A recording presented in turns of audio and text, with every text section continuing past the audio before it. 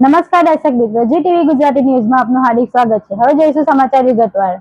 સુરત પાલિકાના લીંબાયત ઝોનમાં આવેલા કબ્રસ્તાનમાં પાલિકાની ડ્રેનેજમાંથી કલર કેમિકલવાળું પાણી ઘૂસી ગયું।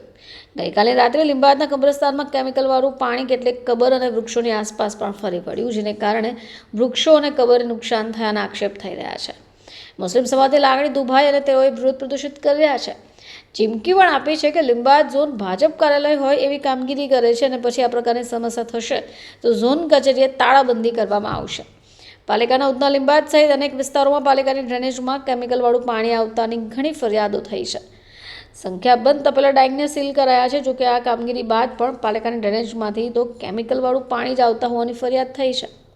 હવે આ કામગીરી બાદ અનેક વિસ્તારોમાં કેમિકલવાળું પાણી આવી રહ્યું છે। ગઈકાલે રાત્રે લીંબાયતના ગોવિંદનગર વિસ્તારમાં મુસ્લિમ સમાજનું કબ્રસ્તાન હોય જ્યાં પણ આ પાણી ઘૂસી ગયું હતું। હવે એ બાદમાં જ આ મામલો વિચકાઈ ગયો છે।